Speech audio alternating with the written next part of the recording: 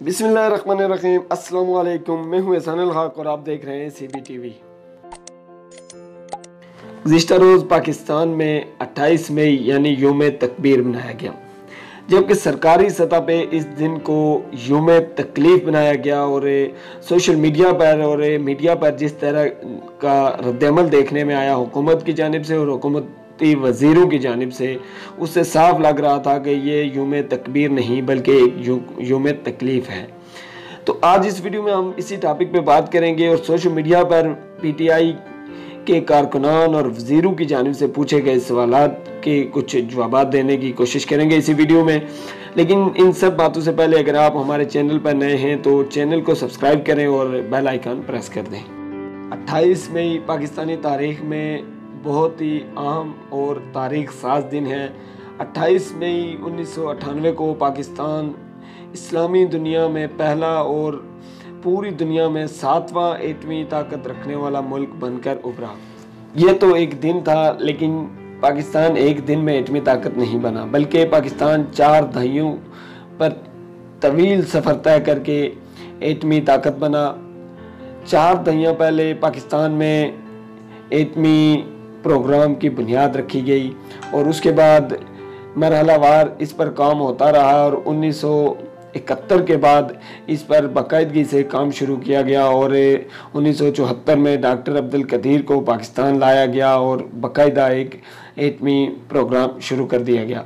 लेकिन ये सब सिलसिले चलता रहा और इसमें कहीं हुकूमतें आईं, कहीं हुकूमतें गई, कहीं आम शख्सियात आईं, कहीं आम शख्सियात गईं, लेकिन यह सिलसिला नहीं रुका। यह सिलसिला चलता रहा और आखिरकार 28 मई 1998 को जब पाकिस्तान में मुस्लिम लीग की हुकूमत थी और मियां मोहम्मद नवाज शरीफ पाकिस्तान के वज़ीर आज़म थे, उस वक्त अल्लाह ताला ने पाकिस्तान को एटमी ताकत का एजाज़ बख्शा और मियां मोहम्मद नवाज शरीफ को खालिक एटमी पाकिस्तान का एजाज़ बख्शा। पाकिस्तान को एटमी ताकत बनाने में किसी एक शख्स का ज़्यादा किरदार नहीं या किसी एक शख्स का काम नहीं, बल्कि इसमें भुट्टो से लेकर मियां मोहम्मद नवाज शरीफ तक जितनी भी हुकूमतें आईं, जितनी भी शख्सियात आईं, सब ने अपना अपना किरदार अदा किया। सबसे ज़्यादा वज़ीर आज़म जुल्फ़िकार अली भुट्टो ने, जिन्होंने इसकी बुनियाद रखी और इस पर काम शुरू किया और एक मंसूबे की बुनियाद रखी जिसने पाकिस्तान को रहती दुनिया तक नाकाबिल तस्खीर बना दिया, पाकिस्तान के दिफा को नाकाबिल तस्खीर बना दिया। उसके बाद नाम आता है डॉक्टर अब्दुल कदीर खान का। डॉक्टर अब्दुल कदीर खान जो कि पाकिस्तान के कौमी हीरो भी हैं, उन्होंने इस मंसूबे या इस प्रोग्राम के लिए अपनी सारी ज़िंदगी इस पर कुर्बान कर दी और इसके अलावा उन्होंने दिन रात मेहनत करके और उनके जो साथी थे उन सब ने मेहनत करके पाकिस्तान को इस काबिल बनाया कि पाकिस्तान आज पूरी दुनिया में एटमी ताकत बनकर खड़ा है। उनके अलावा जनरल ज़ियाउल हक के दौर में भी पाकिस्तान में इस मंसूबे पर बहुत काम हुआ, तेज़ी से काम हुआ। उनके अलावा बेनज़ीर भुट्टो ने भी इस पर काम किया और अपना किरदार अदा किया। लेकिन अल्लाह ताला ने इस मंसूबे के लिए, इस मंसूबे का नाम जिस शख्सियत को दिया है, उसके लिए अल्लाह ताला ने जिस शख्स को चुना है वो है मियां मोहम्मद नवाज शरीफ। जिस तरह पाकिस्तान बनने से पहले 1857 की जंग आज़ादी के बाद मुसलमानों ने और हिंदुओं ने अंग्रेज़ों से आज़ादी की तहरीक शुरू की। ये तहरीक तकरीबन 90 साल तक जारी रही। ये तहरीक शुरू किसने की और कैसे कैसे इसमें कौन कौन शख्सियात शामिल होती रहीं। शुरू में मुसलमानों और हिंदुओं ने मिलकर इस तहरीक को शुरू किया।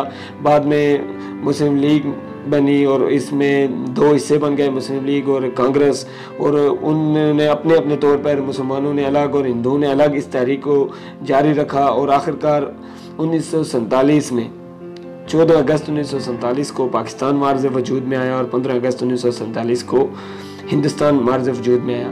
लेकिन इस दौरान 90 साल का जो तवील अरसा था, इसमें हज़ारों ऐसी शख्सियात आए जिन्होंने कुर्बानियाँ दी, जिन्होंने बहुत मेहनत की और इस आज़ादी को हासिल करने के लिए उनका बहुत बड़ा किरदार था। लेकिन अल्लाह ताला ने जिस शख्सियत को चुना, जिस शख्सियत के नाम ये मुल्क लगाया और जिस शख्सियत के नाम मुसलमानों की और पाकिस्तान की आज़ादी लिखी थी वो थे कायद आज़म मोहम्मद अली जिन्ना।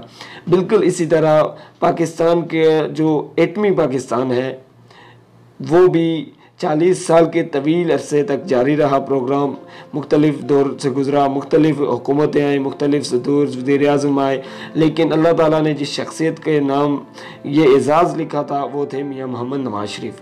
अब कोई भी शख्स या कोई भी हुकूमत या कोई भी ताकत अब इसका गिला मियाँ मोहम्मद नवाज शरीफ से नहीं कर सकती, क्योंकि अल्लाह ताला ने इस मंसूबे के लिए मियाँ नवाज शरीफ को चुन लिया था और ये तकदीर का फ़ैसला था। और अब सबको तकदीर को तस्लीम करना पड़ेगा। जो नवाज शरीफ के मुखालफिन हैं, जिनको ये हज़म नहीं हो रहा कि एटमी पाकिस्तान पर नवाज शरीफ का नाम हमेशा क्यों आता है। कुछ लोग कहते हैं कि नवाज शरीफ साहब तो पटाखा भी नहीं फोड़ सकते और उनको एटमी धमाकों का क्रेडिट किस तरह दें, ये तो सिर्फ साइंसदानों का काम है। तो इसका मतलब है कि ये साइंसदानों का काम है, तो जिस शख्स ने सबसे पहले एटम बम ईजाद किया ये क्रेडिट फिर उस साइंसदान को देना चाहिए, क्योंकि उस साइंसदान ने एटम बम ईजाद ना किया होता तो पाकिस्तान भी आज एटमी ताकत ना होता।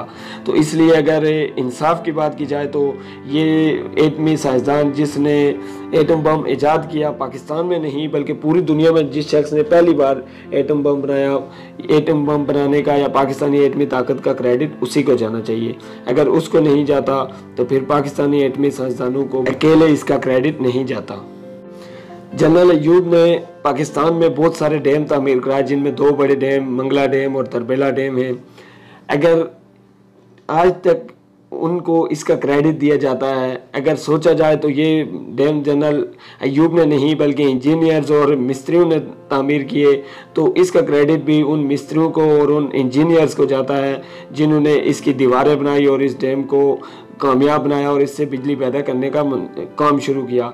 तो अगर उस डैम का क्रेडिट, उन मंसूबों का क्रेडिट अगर मिस्त्रियों को और इंजीनियर्स को नहीं जाता तो एटमी पाकिस्तान का क्रेडिट भी सिर्फ साइंसदानों को अकेले नहीं। 22 साल से शौकत खानों व अस्पताल का क्रेडिट इमरान खान साहब ले रहे हैं, जबकि अगर सोचा जाए तो उन्होंने उस मंसूबे में एक ईंट भी नहीं लगाई होगी और आज तक एक मरीज़ को इंजेक्शन भी नहीं लगाया होगा, लेकिन हमेशा उसका क्रेडिट वो लेते हैं। अगर शौकत खानम का क्रेडिट इमरान खान साहब ले सकते हैं तो एटमी पाकिस्तान का क्रेडिट भी नवाज शरीफ को जाता है। सोचा जाए तो पाकिस्तान में वर्ल्ड कप जीतने का क्रेडिट उस शख्स को देना चाहिए जिसने सबसे पहले पाकिस्तान में क्रिकेट ईजाद की।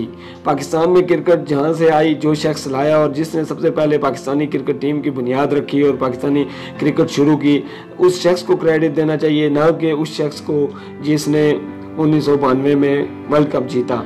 अगर ये सारा क्रेडिट उसी शख्स को जाता है जिसने 1992 में वर्ल्ड कप जीता या उस टीम का कप्तान था, तो फिर नवाज शरीफ को भी इस एटमी पावर का क्रेडिट जाता है, क्योंकि उस टाइम पाकिस्तान का कप्तान नवाज शरीफ था। ये थे चंद सोशल मीडिया पे पूछे जाने वाले सवाल और उनके उसी तरह के जवाब जिस तरीके के उनके सवाल थे कि अगर नवाज शरीफ पटाखा भी नहीं फोड़ सकते और इसका क्रेडिट साइंसदानों को जाता है, तो इसी तरीके से मैंने बताया कि हर मंसूबे का क्रेडिट फिर उसके इंजीनियर और उसके जो तामीर करने वाले होते हैं मिस्त्री, उनको जाना चाहिए, ना कि उन मंसूबा साजों को जो कि उसके मंसूबे की बुनियाद रखते हैं। अगर उन मिस्त्रियों और इंजीनियर्स को किसी मंसूबे का क्रेडिट नहीं जाता तो फिर पाकिस्तान के जो एटमी साइंसदान हैं उनको भी अकेले में, ये नहीं कह रहा कि उनको क्रेडिट नहीं जाता, उनको क्रेडिट जाता है, लेकिन उस तरीके से क्रेडिट नहीं जाता जिस तरीके से कि ये पाकिस्तानी अवाम जो है, जो पाकिस्तान में नवाज शरीफ के मुखालफिन हैं, वो खाली जो है तो साइंसदानों को या फिर इस मंसूबे को आगे बढ़ाने वालों को क्रेडिट देते हैं, बल्कि नवाज शरीफ को भी इसका क्रेडिट जाता है। और सबसे ज़्यादा क्रेडिट नवाज शरीफ को जाता है जिसने पूरी दुनिया का दबाव बर्दाश्त किया, पूरी दुनिया की जो पाकिस्तान पर एक दबाव बनाया गया और इमदाद देने की कोशिश की और ख़रीदने की कोशिश की, सबको उसने ठुकरा कर पाकिस्तान को एटमी क़ुव्वत बनाया। इसलिए हम दुनिया हमेशा और पाकिस्तानी कौम हमेशा नवाज शरीफ को याद रखेगी। नवाज शरीफ जिंदाबाद, पाकिस्तान पाइंदाबाद।